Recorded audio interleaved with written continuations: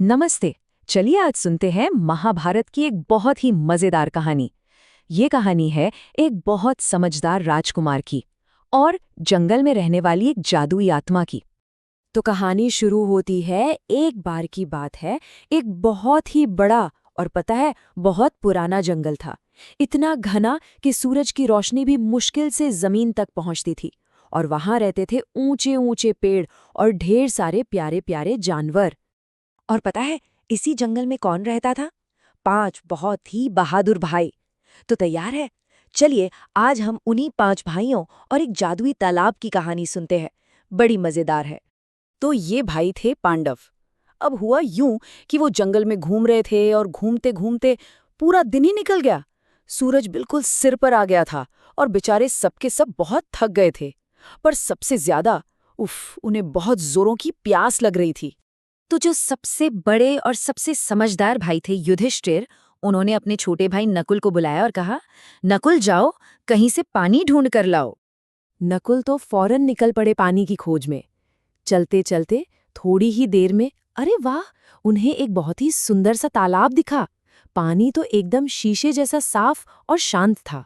लेकिन उस तालाब में ना एक गहरा राज छुपा हुआ था। नकुल तो तालाब देखकर बहुत खुश हो गए। वो दौड़कर तालाब के पास पहुंचे और जैसे ही पानी पीने के लिए नीचे झुके ही थे कि अचानक कहीं से एक आवाज आई, एक गूंजती हुई आवाज। रुको, ये मेरा तालाब है। अगर तुम्हें पानी पीना है तो पहले मेरे कुछ सवालों का जवाब देना होगा। लेकिन नकुल को तो इतनी जोर की प्यास लगी थी कि उन्होंने उस आवाज पर बिल्कुल भी ध्यान नहीं दिया। उन्होंने तो बस जल्दी से पानी पी लिया। और जानते हैं क्या हुआ? जैसे ही उन्होंने पानी पिया, वो वहीं तालाब के किनारे एक गहरी जादुई नींद में सो गए। अब जब नकुल बहुत देर हो गई और वापस नहीं लौटे, तो युधिष्ठिर ने एक एक करके अपने बाकी भाइयों को भेजा।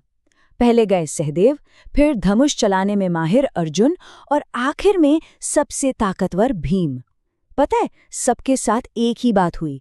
सबने वो तालाब देखा, सबको वो आवाज भी सुनाई दी, पर किसी ने भी उस आवाज की बात नहीं मानी और सब पानी पीकर नकुल के पास ही गहरी नींद में सो गए। अब तो युधिष्ठिर को बहुत चिंता होने लगी। कहाँ गए मेरे सारे भाई? वो खुद उन्हें ढूंढने निकल पड़े और चलते चलते वो भी उसी तालाब के पास पहुंचे। अरे, वहां अपने चारों भाइयों को ऐसे जमीन पर सोते हुए देखकर तो उनका दिल ही बैठ गया। युधिष्ठिर भी बहुत प्यासे थे। जैसे ही वो पानी पीने के लिए झुके, उन्हें भी ठीक वही आवाज सुनाई दी। लेकिन युधिष्ठिर ने अपने भाइयों जैसी गलती बिल्कुल नहीं की। वो बहुत समझदार थे। उन्होंने हाथ जोड़े और बड़ी नम्रता से कहा, मैं आपकी बात जरूर मानूंगा। आप कृपया अपने सवाल पूछिए। तो वो आवाज थी एक यक्ष की, जो उस जंगल की आत्मा थे। उन्होंने अपना पहला सवाल पूछा, अच्छा, तो बताओ, ऐसी कौन सी चीज है जो हवा से भी ज्यादा तेज चलती है?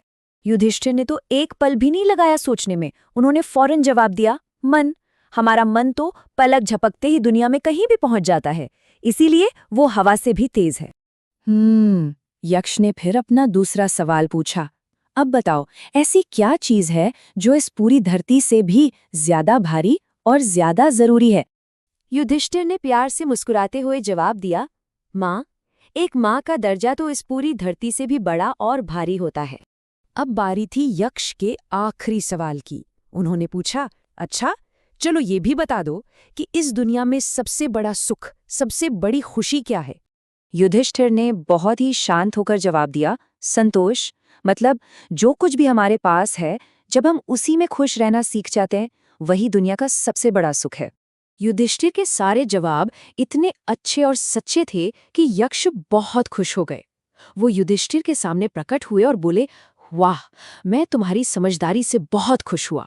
मैं तुम्हें एक वरदान देना चाहता हूँ। यक्ष ने कहा, तुम्हारे जो ये 4 भाई सो रहे हैं, मैं इनमें से किसी एक को वापस जिंदा कर सकता हूँ। अब तुम बताओ, तुम किसे चुनोगे? सोचो तो जरा, ये कितना मुश्किल फैसला था। युधिष्ठिर अब क्या करते? वो अपने सबसे प्यारे और सबसे ताकतवर भाई भीम को चुनते या फिर अपने छोटे भाई नकुल को? युधिष्ठिर ने थोड़ी देर सोचा और फिर बोले, आप कृपया नकुल को जगा दीजिए। यक्ष को बड़ी हैरानी हुई। उन्होंने पूछा, नकुल को क्यों? तब युधिष्ठिर ने समझाया, हमारी 2 माँ थीं, कुंती और माद्री। मैं कुंती माँ का बेटा तो जिंदा हूं, तो इंसाफ यही कहता है कि माद्री माँ का भी कम से कम एक बेटा तो जिंदा रहना चाहिए। युधिष्ठिर का इतना सुंदर और इंसाफ वाला जवाब सुनकर तो यक्ष का दिल ही खुश हो गया।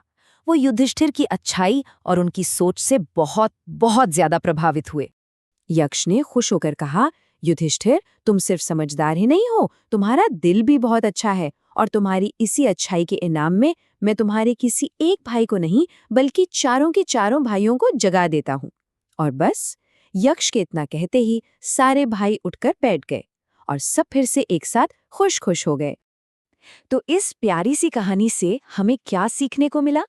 3 बहुत अच्छी बातें। पहली, कि हमेशा बड़ों की बात ध्यान से सुननी चाहिए। दूसरी, कोई भी काम करने से पहले थोड़ा सोचना चाहिए, जल्दबाजी नहीं करनी चाहिए।